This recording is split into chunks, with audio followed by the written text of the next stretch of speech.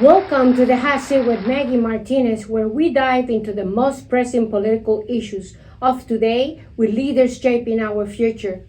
I am your host, Maggy Martinez, and today we have a powerful conversation lined up for you. Joining us is Melita Easters, the Executive Director and Founding Chair of Georgia Win-List, a grassroots political action committee dedicated to electing and supporting pro-choice Democratic women in Georgia. Since 2000, Georgia Win-List has helped elect and re-elect more than 100 women, with a record of 53 currently serving at the state capitol. We'll be discussing the organization mission, how women can impact Georgia politics. The questions are, what challenges women in politics faces, what it takes to build a more representative and equitable government. With Georgia being a key battleground state, the work of Georgia Win-List is more crucial than ever. Starbound Studios starring Maggy Martinez and the Hot Welcome, Seat welcome, interview. Melita Eastern to the Hot Seat interview. Thank you so much for having me during Women's History Month, Maggie. It's a pleasure to join you. Yeah, that's why I'm dressed in pink. Congratulations to those hardworking women out there. So I know you're doing a good job. Well, Melita, our first question is how women can impact Georgia politics and what challenges women face? Well, Georgia Win-List is named WIN because when women in numbers vote, they elect women in numbers. And what Georgia needs is more equity in the representation we find, because right now it's only about 34% women in our General Assembly. And we need to get that number closer to 50%. We need to have more Democratic women because Democratic women make policies that are friendlier to families and children and women in general. The major challenge that women face is the fact that all candidates must raise money, all candidates must deliver a coherent message, all candidates must build grassroots support. But in some cultures and with some religious affiliations, there's still a lot of deeply existing misogyny that works against women getting the number of votes they need to win office. Well, with Georgia being a key state battleground, the work of Georgia Win-List is more crucial than ever. Absolutely. And we see that now with the fact that so many of the policies being promoted by the Trump administration will harm women and families in Georgia. Well, don't forget to subscribe to the channel and click that little bell so that way you know when the show is coming up. Don't forget I wrote a book. It's called The Secrets of Campaigning, So You Think You Could Run. 40 years of experience. All the secrets are there, and the only thing that you have to do is buy it on Amazon. And certainly, woman, if you are out there, okay, thinking to run for office, you have to come to Win-List because it's very important that you be trained in everything related to a campaign, especially how to raise money. Well, Melita, you are the Executive Director and Foundation Chair of Georgia Win-List. Can you tell us about the inspiration behind founding this organization? Well, in 1988, Mary Margaret Oliver, who is often the smartest person in any room she enters, ran for lieutenant governor. She had the most votes in the primary, but she was forced into a runoff with a man. He had the connections of the Good Old Boy Network. His father owned the dealership that sold heavy equipment in every county courthouse in the state of Georgia. So we realized when Mary Margaret lost the lieutenant governor's race that women in Georgia needed their own network that could support and endorse and promote women candidates. So a group of us got together in my living room. At the time I lived in Buckhead. Everybody brought address books because back then we didn't have cell phones with databases. And we resolved to establish a network that would support women candidates. And happily, we've endorsed and helped elect more than 100 women at this point, 53 of whom currently serve. That's excellent. So when you established this in Georgia, what challenges did you face in order to do the Winless organization? Well, at first, we faced all the challenges that any beginning organization does: getting your name out there, raising the money, raising a public profile. But then, when 2004 and 2002 came along, Republicans won the governor's mansion. First, they won the state Senate, then they won the state House, primarily not through the ballot box, but by people who had been elected as Democrats, primarily men, switching parties. And so when Republicans gained a trifecta of state power, we were the underdogs, and women were the underdog Democrats, so to speak. And so we have faced an uphill battle. But then in 2012, we lost 6 women who had worked very hard to be elected to the General Assembly to gerrymandering, because the Republicans drew women. They love to do that. I say that they gerrymander with the precision of late night TV chefs selling knives. That's right. And they do it with computer programming. So gerrymandering cost us 6 seats in 2012, and it cost us 3 seats following the 2020 census. But women candidates are the best at flipping seats from red to blue. Since 2017, Winlist endorsed women, 14 of them have flipped seats. So women are the solution for Democrats to regain control of either the House or the state Senate or both. Excellent. So Georgia Winless has helped elect and re-elect over 100 endorsed women since 2000. What do you think has been the key to this success? The key is having and recruiting really good women candidates. We've also been very strategic in the kind of women we've recruited. For example, in 2020, we realized we had only one Black woman attorney in the whole General Assembly. Wow.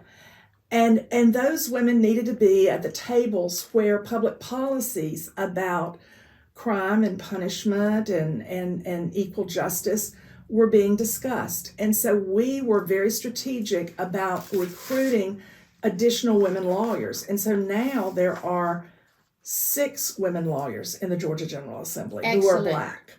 We also have been very strategic in trying to recruit young women and mothers, because if you're going to do policies about the education of children, about childcare, then you need some women who are young mothers themselves setting those policies and bringing their personal experience into the room.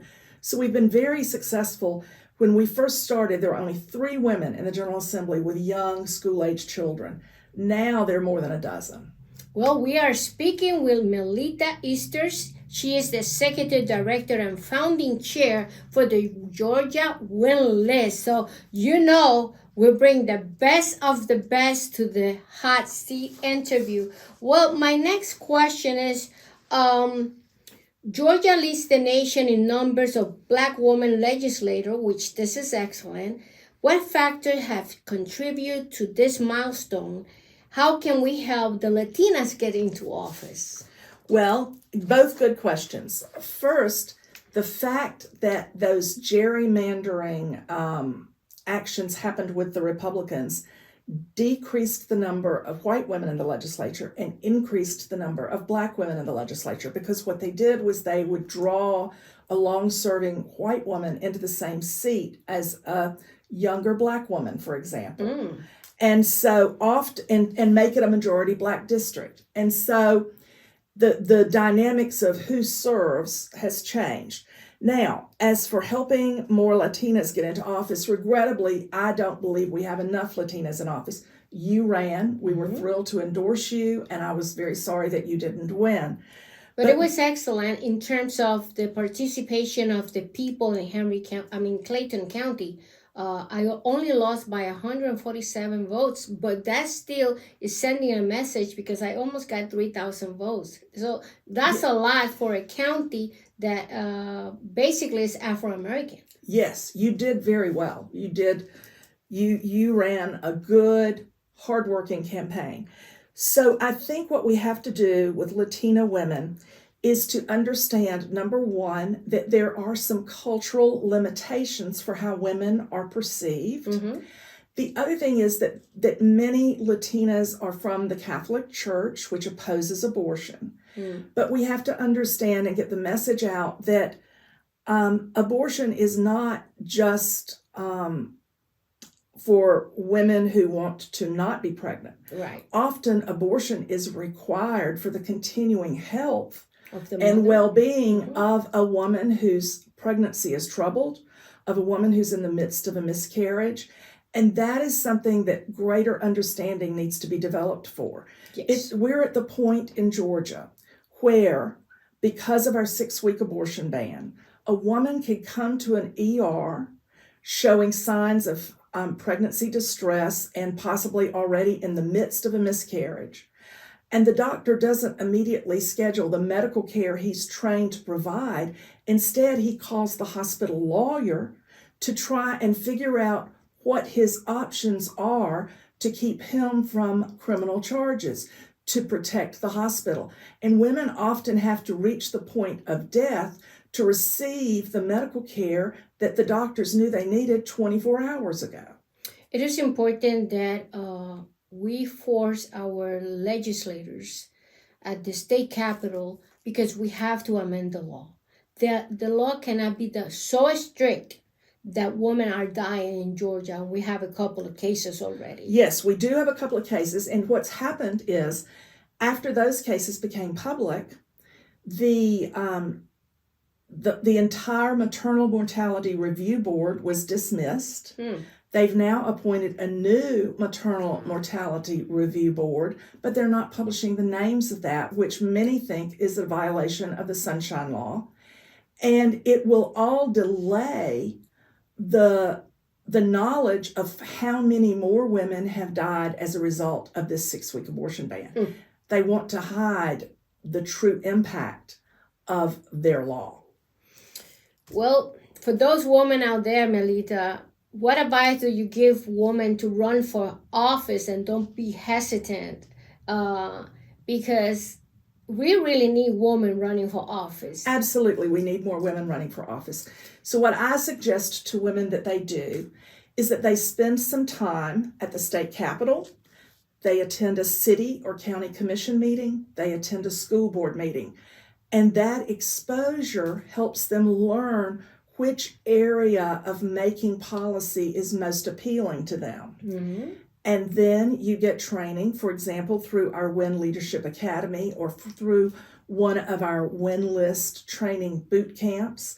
There are other organizations which offer training as well. But know what you're asking for when you put your name on the line to run for office, because we've had women who in the past ran for office and then didn't like it. And they serve only one term, and then we have to do all that hard work again. So learn about the workings of your government and determine which level of government you want to run for. Then buy the books on campaign training. Go to the classes. Learn how to run a campaign and ask for the help of your friends, because running for office is never about you. It's about serving others and making the world a better place for our children and grandchildren.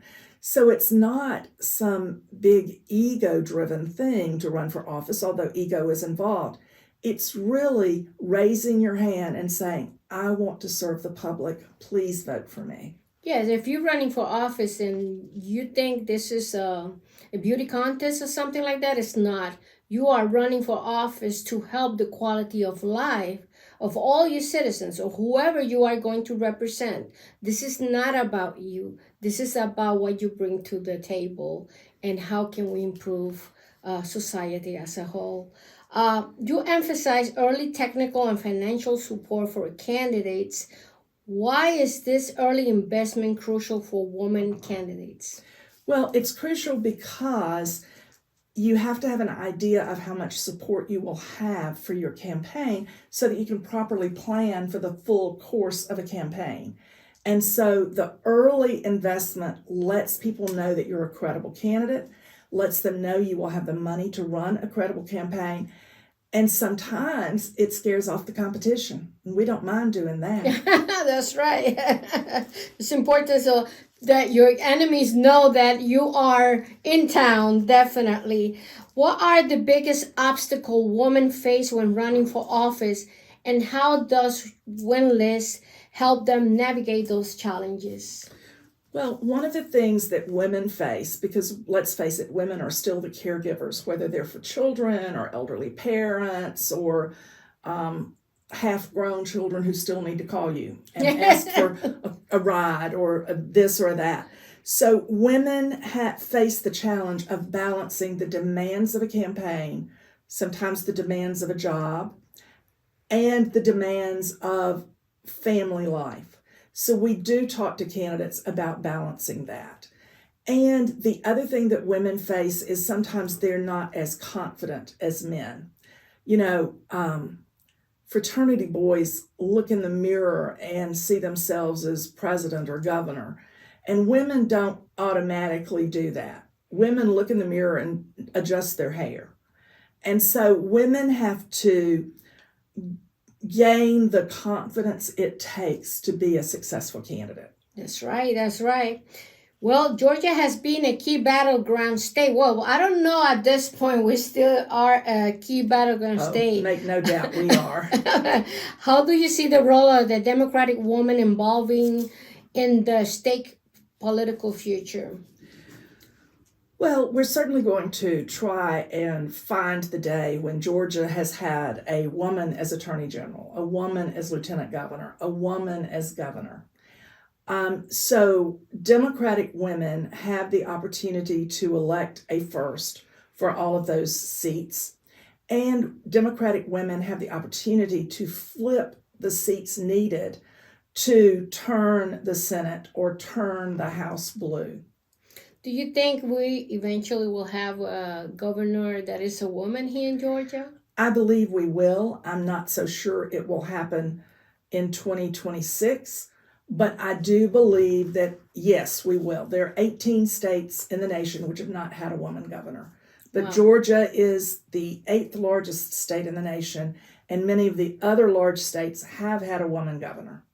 I heard already a couple of women throw their hats. Yes. I think one is Keisha Bottoms. Keisha Lance Bottoms and Congresswoman Lucy McBath are the two women who are most often mentioned as candidates for governor.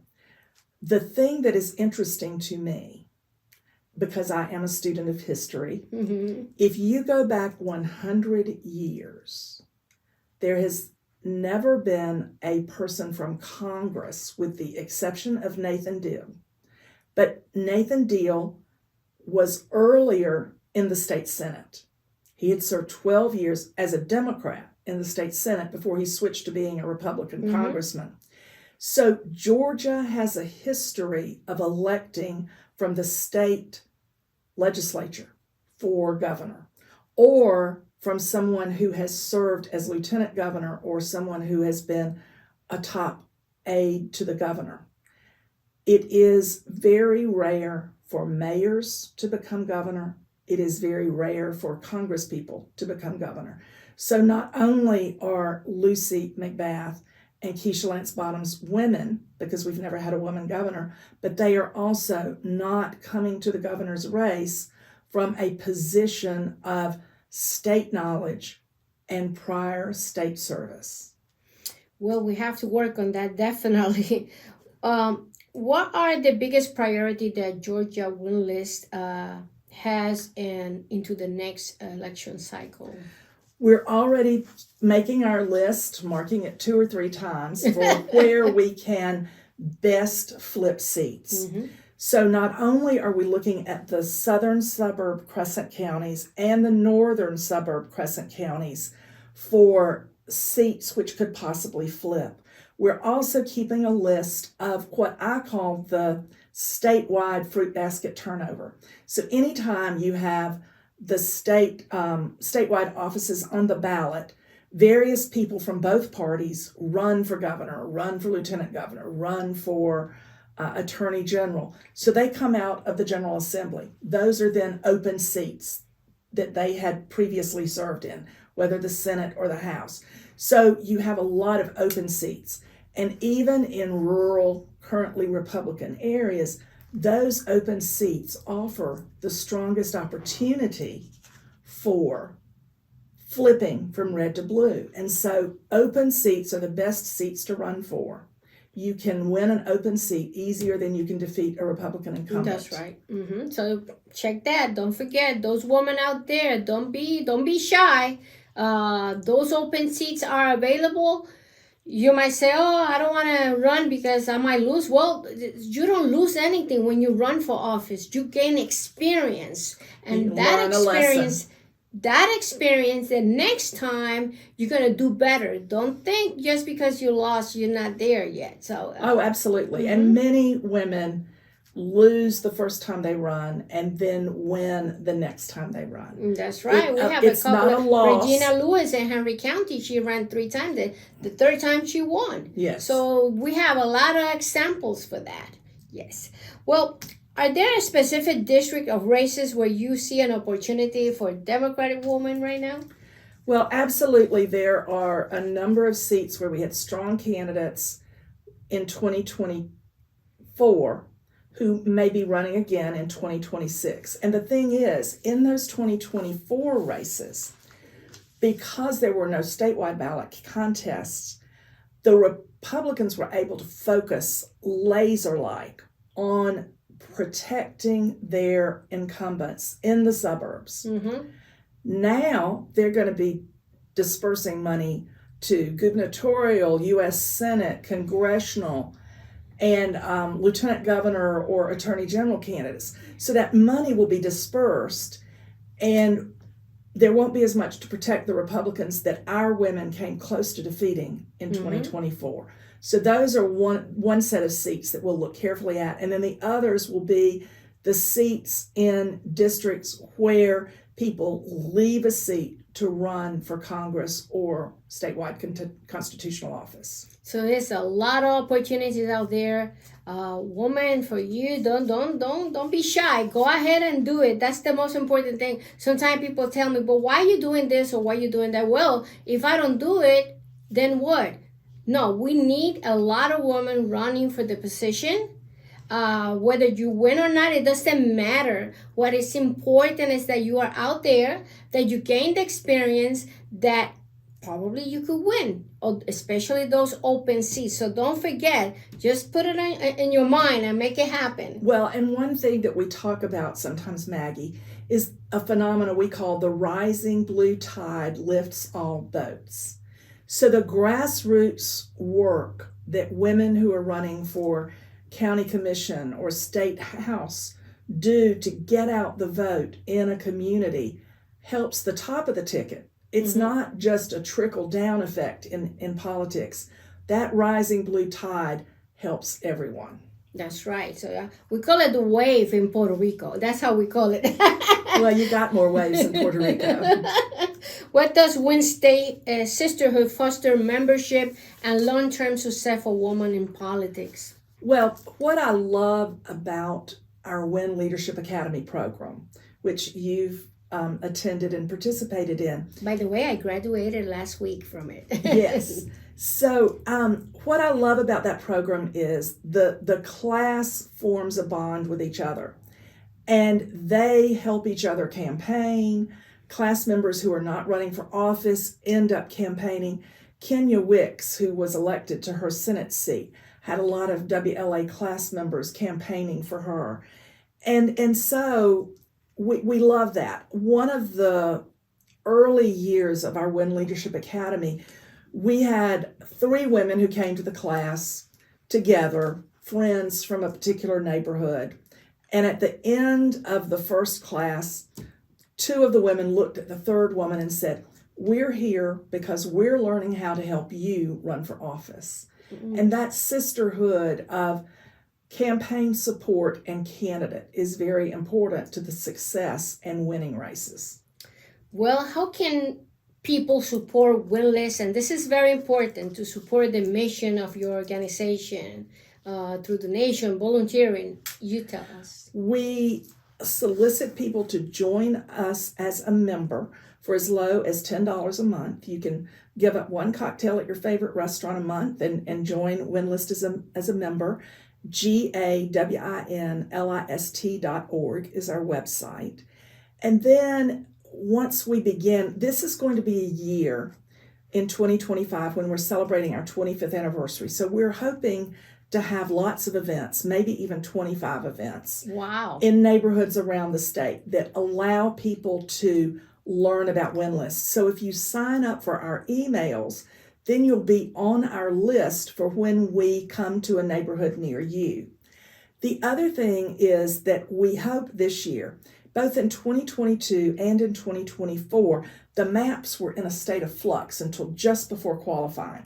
There were court challenges, they were redrawing, and we didn't make early endorsements because we didn't want to tell the Republicans where our candidates were because we knew they would draw them out of their districts because they've done that before. Many times. So the maps are pretty well set, and we hope in October to announce some early endorsements for 2026 so we can send volunteers to those campaigns and those candidates. Well, look at that camera, Melita, and tell those young women in Georgia who are considering a career in politics what they should do. You need to learn as much as you can about the office you want to seek.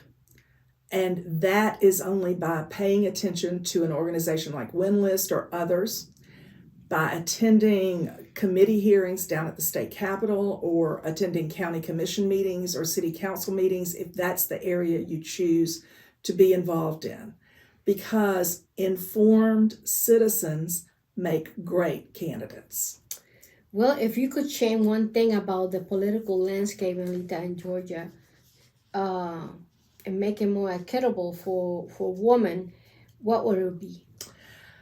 Well, of course, as much money as possible for Winlist would be one thing, but I mentioned the amount of money that Republicans spent on protecting their incumbents through leadership PACs. Some of our women raised record-setting sums. One woman raised more than $700,000 for a House seat in 2024. She was still outspent more than 3 to 1. Oh, 3 to 1, that's not So millions were spent to protect that Republican incumbent. And those millions came into a leadership PAC which does not have the same kinds of requirements for reporting that the candidates themselves do. So I would rescind those laws which favor the majority party and make it so that all candidates had to sink or swim on the fundraising they could raise through the grassroots, because the money in politics has shifted who gets elected, how they get elected, and how they stay in office. Well, definitely, that's not good for democracy. No, it's not. No, it's We're not. seeing that. Well, Melita, your last message and conclusion to the show, look at that camera and tell the people of Georgia what we need to do in order to bring more women into politics and gain more seats. We need more women candidates. We need more people involved in the campaigns of winning women candidates. So follow Georgia Winlist, GAWINLIST.org on all your social media platforms. Sign up to receive our emails and send us some money.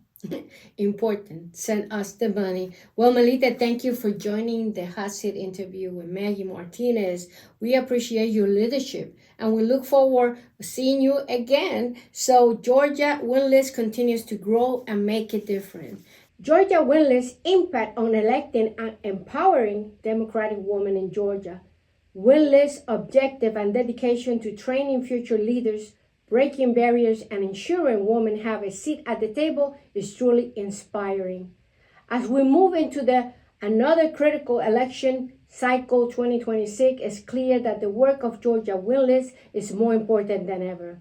For those that are watching, if you believe in supporting pro-choice Democratic women and want to help change the face of power in Georgia, get involved, whether donating, volunteering, or simply spreading the word. Every effort counts in shaping the future of our state. This is Maggy Martinez, your host, the Hot Seat Interview. Until next time.